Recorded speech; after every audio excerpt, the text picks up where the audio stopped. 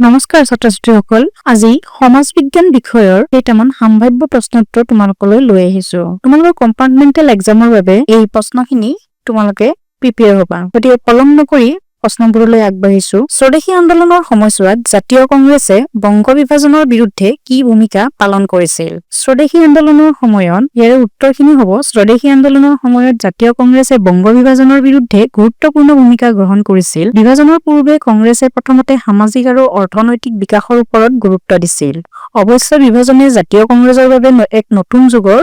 অধ্যায়ৰ সূচনা কৰিছিল নতুন অধ্যায়ৰ ঘোষণা কৰিছিল 1903 চনত মাদ্ৰাজত লালমোহন ঘোষৰ নেতৃত্বত অনুষ্ঠিত হোৱা কংগ্ৰেছৰ 19খন অধিৱেশনত কংগ্ৰেছে বিভাজনৰ পৰিকল্পনা স্থগিত কৰিবলৈ চৰকাৰক কঠোৰভাৱে সকিয়নি দিছিল লালা ৰাজপথ ৰায় আৰু গোপাল কৃষ্ণ গোখলেৰ দৰে প্ৰসিদ্ধ নেতাই 1905 চনৰ জুলাই মাহত লণ্ডনলৈ গৈ ব্ৰিটিছ চৰকাৰক কংগ্ৰেছৰ হৈ প্ৰতিনিধিত্ব কৰিছিল তেওঁলোকে বংগৰ জনসাধাৰণে স্বাক্ষৰ কৰা এখন আবেদন দাখিল কৰিছিল য'ত ভাৰতৰ সচিব প্ৰধানক বিভাজনৰ বিষয়টো পুনৰবাৰ বিবেচনা কৰাৰ বাবে আহ্বান জনোৱা হৈছিল ভাৰতীয়সকলৰ দ্বাৰা শক্তিশালীভাৱে বিৰোধিতা কৰাৰ সত্ত্বেও বংগ বিভাজনৰ কাৰ্যকৰী কৰা হৈছিল ইয়াৰ প্ৰতিক্ৰিয়া স্বৰূপে ভাৰতীয় জাতীয় কংগ্ৰেছৰ দৃঢ় সংকল্প হৈছিল আৰু বিভাজনৰ বিৰুদ্ধে থিয় দিছিল কংগ্ৰেছে একতা আৰু জাতীয় চেতনাৰ ওপৰত পৰা নেতিবাচক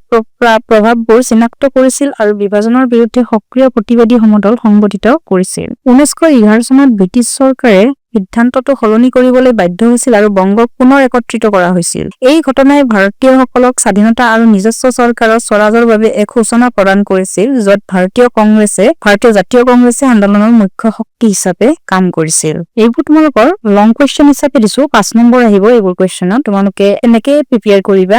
দ্বিতীয় কুৱেশ্চনটোলৈ আগবাঢ়িছো গান্ধী আৰউইন চুক্তি কেতিয়া স্বাক্ষৰিত হৈছিল এই চুক্তিৰ এটা পৰিণতি উল্লেখ কৰা 1931 চনৰ 5 মাৰ্চত গান্ধী আৰউইন চুক্তি স্বাক্ষৰিত হৈছিল এই চুক্তিৰ ফলত চৰকাৰে সাগৰৰ পাৰৰ গাঁওবাসীক প্ৰয়োজনীয় নিমখ তৈয়াৰ কৰাৰ অনুমতি দিয়ে আৰু শান্তিপূৰ্ণ অহিংসা ধৰ্মঘট কৰাৰ বাবে অনুমতি দিয়া হয় তাৰে পৰৱৰ্তী প্ৰশ্নটোলৈ গৈছো অসমৰ অৰ্থনৈতিক উন্নয়নৰ তিনিটা সমস্যা উল্লেখ কৰা অসমত অৰ্থনৈতিক উন্নয়নৰ তিনিটা সমস্যা হ'ল বৰ্ধিত মনমূৰি আয়ৰ বৃহৎ অংশটো মুঠ জনসংখ্যাৰ নগণ্য অংশ এটাৰ হাতত কেন্দ্ৰীভূত হোৱা বিলাসী সামগ্ৰী নিচাযুক্ত সামগ্ৰীৰ পৰিমাণ বৃদ্ধি অথচ নিত্য ব্যৱহাৰ্য সামগ্ৰী সীমিত পৰিমাণৰ ইয়াৰ উপৰিও প্ৰাকৃতিক সম্পদৰাজি যধে-মধে ব্যৱহাৰ কৰাৰ ফলত পৰিৱেশ দূষিত হৈছে এই দূষিত পৰিৱেশ জনস্বাস্থ্যৰ প্ৰতি ভাবুকি কঢ়িয়াই আনিছে পৰৱৰ্তী প্ৰশ্নটোলৈ গৈছো এছিয়া মহাদেশৰ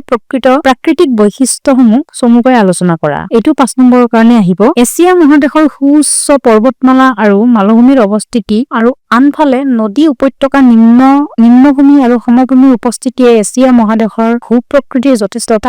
ভাৰসাম্যতাপূৰ্ণ বহুতো দ্বীপ আৰু মালভূমিও ইয়াত বিৰাজমান পৰ্বতমালা এছিয়া মহাদেশৰ মধ্যাংশটো কেইবাটাও গুৰুত্বপূৰ্ণ পৰ্বতমালাৰে গঠিত এছিয়া মহাদেশৰ উত্তৰৰ পৰা দক্ষিণলৈ থকা ইউৰাল পৰ্বতমালাই দেশখনৰ পশ্চিম অংশটো গঠন কৰিছে মহাদেশখনৰ পূবৰ পৰা পশ্চিমলৈ বিভিন্ন শাখা পৰ্বতেৰে হিমালয় পৰ্বতমালা বিস্তৃত হৈ আছে কিন্তু বিশ্বৰ সৰ্বোচ্চ শৃংগ এভাৰেষ্ট ইয়াতেই অৱস্থিত মালভূমি বিশ্বৰ উচ্চতম মালভূমি পানীৰ মালভূমি এছিয়া মহাদেশত অৱস্থিত এছিয়া মহাদেশৰ আন কেইটামান গুৰুত্বপূৰ্ণ মালভূমি হৈছে তিব্বত মালভূমি চাইবেৰিয়া মালভূমি মংগোলিয়া মালভূমি দাক্ষিণাত্য মালভূমি আৰব মালভূমি আৰু ইৰাণ মালভূমি আদি নদ-নদীসমূহ এছিয়া মহাদেশৰ দক্ষিণ মধ্য অংশত সিন্ধু গংগা আৰু ব্ৰহ্মপুত্ৰ আদি প্ৰধান নদী বৈ গৈছে উত্তৰ অংশত ইয়েনিচি আৰু লেনা নদী বৈ গৈছে পূব অংশত আমুৰ হুৱাংহো ইয়াংজে কিয়াং চিকিয়াং আদি প্ৰধান নৈ দক্ষিণ তথা দক্ষিণ-পূব অংশত নৰ্মদা তাপ্তি মহানদী গোদাবৰী কৃষ্ণা কাবেৰী বৰাক মিনাম ইৰাৱতী মেকং আদি নদী বৈ গৈছে সমভূমি এছিয়া মহাদেশৰ প্ৰধান নদীসমূহে বৃহৎ সাৰুৱা সমভূমি আৰু ব-দ্বীপ গঠন কৰিছে হ্ৰদ এছিয়া মহাদেশত সৰু বৰ বহুতো হ্ৰদ আছে ইয়াৰে ভিতৰত গুৰুত্বপূৰ্ণ হ্ৰদসমূহ হৈছে বলখাজ বৈকাল চিল্কা চম্বৰ ডাল পুলিকট কলেৰু লোকাক আদি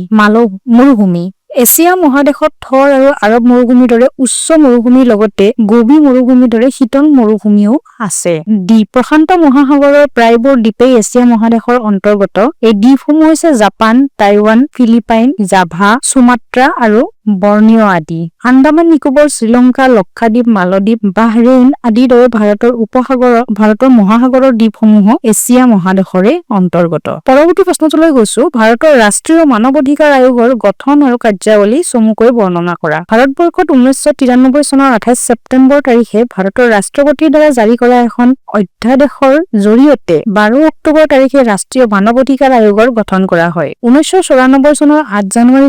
তাৰিখে মানৱ অধিকাৰ সুৰক্ষা আইনখন কাৰ্যকৰী কৰা হয়। ইয়াৰ কাৰ্যাৱলীসমূহ হ'ল বিশ্বৰ জনগণৰ অধিকাৰসমূহ সুৰক্ষিত কৰা, সদস্য ৰাষ্ট্ৰসমূহৰ মানৱ অধিকাৰ উলংঘনৰ তথ্য প্ৰস্তুত কৰা আৰু এনে ঘটনাসমূহৰ বাবে শুনানি প্ৰদান কৰা, শিক্ষা প্ৰকাশক, আলোচনা চক্ৰ আৰু অন্যান্য উপায়েৰে মানৱ অধিকাৰ সজাগতা প্ৰচাৰ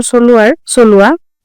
চৰকাৰক প্ৰয়োজনীয় পদক্ষেপ গ্ৰহণ কৰিবলৈ পৰামৰ্শ প্ৰদান কৰা আৰু মানৱ অধিকাৰৰ সৈতে জড়িত সমস্যাসমূহৰ তথ্য দাখিল কৰা। ছাত্ৰ-ছাত্ৰীসকল, আজি তোমালোকক এইকেইটা লং কুৱেশ্যন আগবঢ়ালো। এইকেইটা তোমালোকে ভালদৰে প্ৰিপেয়াৰ কৰিবা আৰু তোমালোকে যদি ধৰা এছিয়া মহাদেশৰ প্ৰাকৃতিক বৈশিষ্ট্যসমূহ চমুকৈ আলোচনা কৰা সেনেকে কৈছে, গতিকে তাৰে ধৰা তোমালোকৰ পৰ্বতমালা কি পৰ্বতমালা আছে সেইখিনি মনত ৰাখিবা। যদি মনত নাথাকে অকল, তেনেহলে তোমালোকে পৰ্বতমালা, ইয়াত যে এছিয়া মহাদেশত বহুত কেইখন পৰ্বতমালা আছে তেনেদৰে লিখিব পাৰিবা, বা ইয়াৰ পইণ্ট কেইটা লিখি গলেও হ'ব। মানে তেতিয়াও তোমালোকে আধা নম্বৰ পাবা। পৰ্বতমালা, মালভূমি, নদ-নদী, সমভূমি, মৰুভূমি, দ্বীপ, এইকেইটা অন্তত মনত ৰাখিবা। এনেদৰে লিখিলেও তোমালোকে তাৰে হাফ মাৰ্কছ হলেও পাবা। লং কুৱেশ্যনবোৰ এনেদৰে তোমালোকে অলপ ভালদৰে চাবা। যিবিলাক কুৱেশ্যন আহিবলগীয়া থাকে মই তোমালোকক এনেদৰে অলপ সহায় কৰিব চেষ্টা কৰিম। তেনেহলে আজিৰ ভিডিঅ'টো ইমানতে শেষ কৰিছো। ভিডিঅ'টো ভাল লাগিলে লাইক, শ্বেয়াৰ আৰু কমেন্ট কৰিবা। ধন্যবাদ।